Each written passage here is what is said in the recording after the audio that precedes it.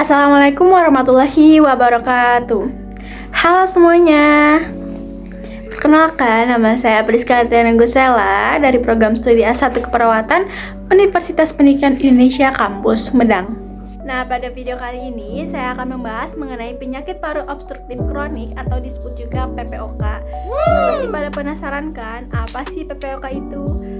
Apa sih penyebabnya dan bagaimana sih cara mencegahnya? Nah, mungkin akan kita bahas lebih lanjut di video berikutnya. Stay tune. Chronic Obstructive Pulmonary Disease atau COPD atau penyakit paru obstruktif kronik PPOK adalah hilangnya kemampuan untuk bernapas secara efektif.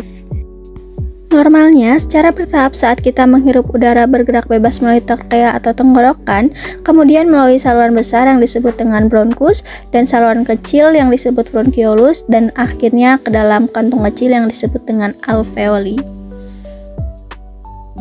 Pembuluh darah kecil yang disebut kapiler mengelilingi alveoli kita.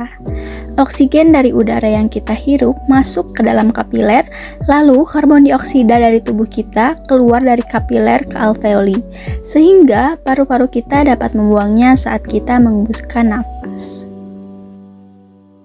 Biasanya, saluran udara dan alveoli kita fleksibel dan kenyal. Saat kita menghirup udara, setiap kantung udara mengembang seperti balon kecil, dan saat kita menghembuskan nafas, kantung udara akan mengempis. Merokok adalah penyebab utama PPOK. Namun, hal itu juga dapat disebabkan oleh paparan jangka panjang terhadap iritan paru-paru lainnya seperti polusi udara, asap kimia, dan juga debu. Jika kita menderita PPOK, kita memiliki dua kondisi utama yang menyebabkan penyakit tersebut, yaitu emfisema dan bronkitis kronis. Pada emfisema, saluran udara dan kantung udara kita kehilangan kelenturannya, sehingga lebih sulit untuk mengembang dan berkontraksi.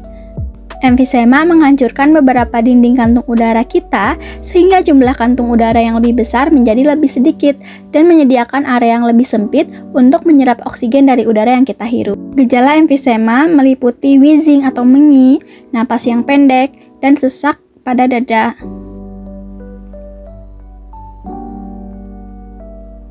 Pada bronkitis kronis, kerusakan di dalam saluran udara menyebabkan lapisan saluran tersebut membengkak, menebal, dan menghasilkan lendir. Ketika kita terserang, kita akan mengalami batuk yang terus-menerus karena tubuh kita mencoba mengeluarkan lendir yang berlebih. Gejala bronkitis kronis meliputi batuk terus-menerus yang menghasilkan banyak lendir, sesak nafas, dan juga sering mengalami infeksi saluran pernafasan. Kerusakan yang terjadi pada paru-paru akibat PPOK tidak dapat dipulihkan dan tidak ada obat untuk penyakit ini. Namun, pengobatan dapat memperlambat perkembangan penyakit dan membantu kita merasa lebih baik. Pengobatan yang paling umum adalah berhenti merokok, penggunaan obat hirup untuk membuka saluran udara dan mengurangi pembengkakan, antibiotik untuk bronkitis yang disebabkan oleh infeksi bakteri,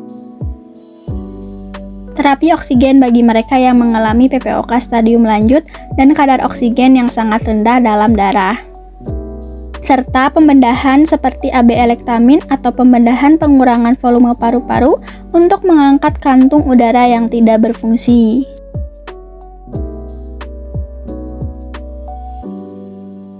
Cara terbaik untuk mencegah diri kita terkena PPOK adalah dengan tidak pernah merokok. Jika kita seorang perokok, maka berhentilah merokok untuk mengurangi kemungkinan kita terkena PPOK. Kita juga dapat membatasi paparan asap dan debu kimia yang dapat menyebabkan PPOK. Adapun tujuan dari penayangan video ini, yang pertama, agar dapat meningkatkan pengetahuan masyarakat tentang faktor risiko PPOK, yang kedua, mengurangi kebiasaan merokok dan paparan asap rokok, yang ketiga, mengajarkan perlindungan di lingkungan kerja beresiko, yang keempat, mengajarkan pola hidup sehat untuk mencegah PPOK, dan yang kelima, mendorong deteksi dini dan pemeriksaan secara rutin.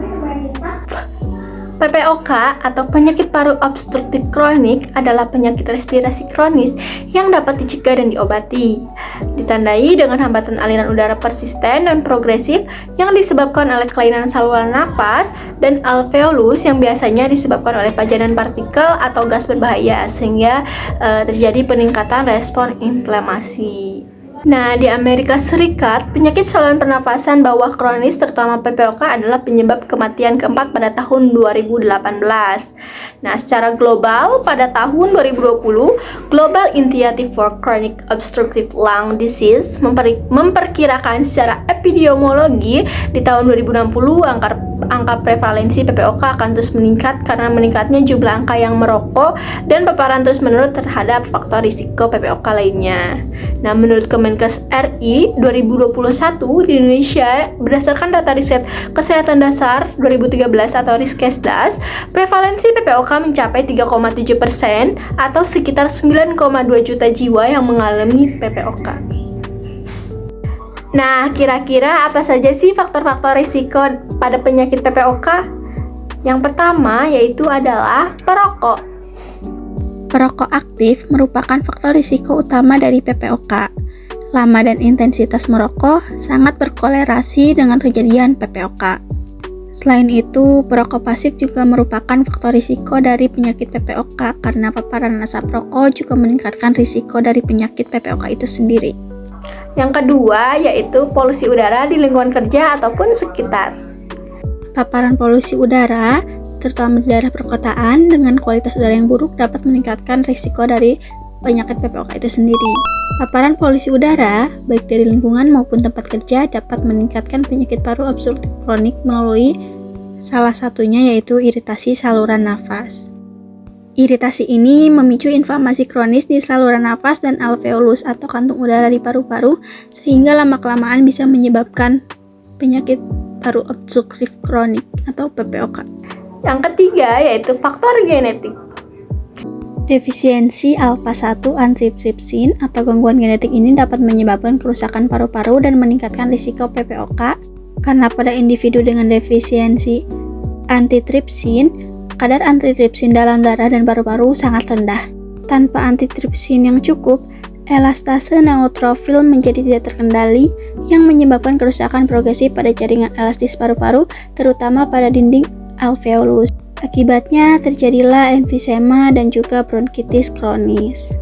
Yang keempat yaitu memiliki penyakit pernafasan sebelum-sebelumnya. Bagi masyarakat yang memiliki masalah dalam pernafasan, biasanya akan meningkatkan risiko kerusakan paru-paru jangka panjang dan bisa terjadinya PPOK itu sendiri. Dan yang kelima yaitu adalah paparan asap bahan bakar di dalam ruangan. Komponen berbahaya dalam asap seperti karbon monoksida, nitrogen dioksida, dan hidrokarbon aromatik polisiklik merangsang pelepasan mediator inflamasi. Asap juga mengandung radikal bebas yang memicu stres oksidatif, merusak jaringan paru-paru, dan memperburuk proses inflamasi. Tidak terkena PPOK? Yang pertama tentunya adalah berhenti merokok sebagai pencegahan merokok. Nah, merokok adalah penyebab utama dari PPOK. Berhenti merokok dapat secara signifikan mengurangi risiko terkena penyakit PPOK. Lalu yang kedua yaitu jauhi asap rokok. Selain merokok aktif, paparan asap rokok secara pasif juga dapat meningkatkan risiko PPOK. Menghindari lingkungan dengan asap rokok membantu kita mencegah perkembangan penyakit PPOK ini. Lalu yang ketiga adalah menghindari paparan polusi udara. Nah, mengurangi waktu di lingkungan dengan polusi udara tinggi dan menggunakan masker saat keluar rumah dapat membantu mencegah terjadinya PPOK ini. Yang keempat yaitu menggunakan alat pelindungan diri di tempat kerja. Nah, bagi teman-teman semua yang tempat kerjanya rawan terkena debu atau paparan zat-zat berbahaya, penggunaan alat pelindungan pernapasan itu dapat membantu mengurangi risiko PPOK karena dapat mengurangi paparan debu dan zat-zat kimia yang akan terhirup lewat hidung ataupun mulut. Lalu yang kelima, Lalu yang kelima